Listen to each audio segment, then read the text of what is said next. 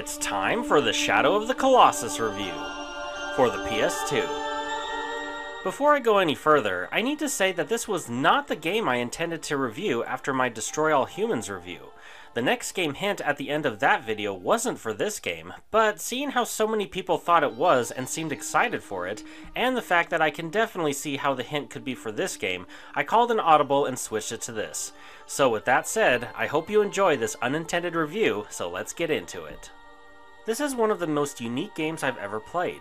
There's not much to the story, but basically Wander, your character, has come to this apparently forbidden land to save the girl he brought with him from permanent death. Within a huge shrine, a mysterious voice says that if your character wishes to save the girl, he must defeat each Colossus within the land. The content of this game is what makes it so unique. If you're like me and are playing this for the first time, you'll see a vast land to explore once you leave the shrine.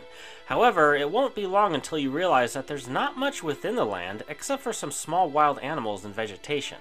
There aren't any enemies to fight, NPCs to talk with, or pretty much any other kind of interactable element you'd expect to find within an adventure game. Instead, the Colossi are the main focus. Let me rephrase that. They are the only focus in the game. Think of this like a classic Zelda game, except remove most NPCs, items, equipment, enemies, dungeon puzzles, and side quests, and what are you left with? Bosses. That's what this game is, nothing but boss fights. Now, taking out each Colossus isn't a matter of swinging your sword 1,000 times to win. There are two main puzzles with each Colossus. One, figuring out where and how to find the next Colossus in the land, and two, how to defeat each one. Well, defeating each one is pretty much the same method, but the tricky part is getting there. What I mean is, every Colossus has weak points on its body, and that means you're going to have to climb your way to get to them. You can locate these weak points by using your sword's ability to target them, but sometimes they're located in difficult-to-see areas. Your character has the strongest grip in the world, because as long as you hold down R1 on a place where you can hang on to a Colossus, they can shake and maneuver around all they want, but your character will stay on, that is, as long as he has enough stamina, indicated by the pink circle on the bottom right corner of the screen. If you run out of stamina, your character will automatically let go, but you can regenerate it fairly quickly if you're able to stand or crouch on the Colossus before it tries to shake you off again.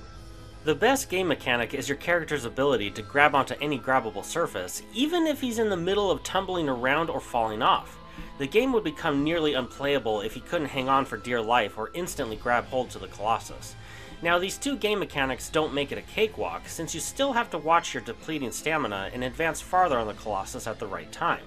Once you've made it to a weak point, you still have to wait for the window of opportunity to strike with your sword, and believe me, some of these windows are extremely small. Beating each Colossus takes critical thinking power, and it was fun figuring out what I needed to do. Some fights were just about crippling a Colossus so you could approach it to begin the critical blows, but others consisted of using your surroundings to your advantage. Once you defeat a Colossus, you're thankfully brought back to the original shrine and are ready to pursue the next one. I at first thought the game would let you choose which Colossus you wanted to focus on next, but all 16 are in a set order. Finding each one in the land isn't too difficult, but it was for me early on because I admittedly forgot that your sword is the key to finding them.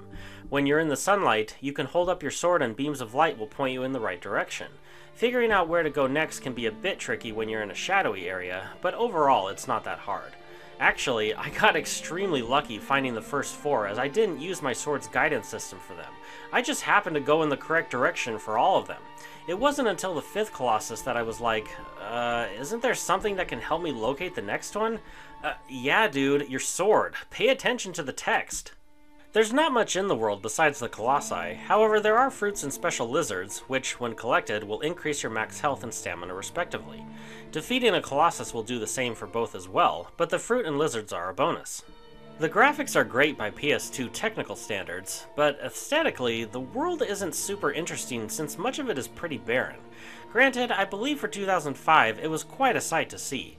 Two elements that caught me off guard in a good way was the fluid animation for everything, especially your character, minus the really awkward walk cycle, as well as the camera. There were so many times that I felt like I was watching a movie, as much of the game is highly cinematic. It looks like the devs really stretched the PS2's capabilities to its limits, as the frame rate would drop more than a handful of times during the fights, but honestly, it didn't really negatively affect me that much since I was still highly focused on the action. The controls worked well most of the time, however I wish getting your horse to go in certain places wasn't more of a chore than it felt like, and getting your character to climb up when you needed him to didn't always work the first time. One thing that was quite noticeable was your right pointer finger could get fatigued from holding down R1 so much. This game feels like the proof of concept for Elden Ring, or just the Souls games in general. Figuring out how to take down each Colossus was fun, even if some parts were quite frustrating, and the music fit the theme of the fights nicely and increased the overall spectacle. For what the game is trying to be, it succeeds handsomely, but that doesn't mean it's one of the best games I've ever played. One thing that could have benefited the player was fast travel. Since there's nothing really to do except find fruits and lizards for your stats, being able to fast travel to notable points on the map would have helped.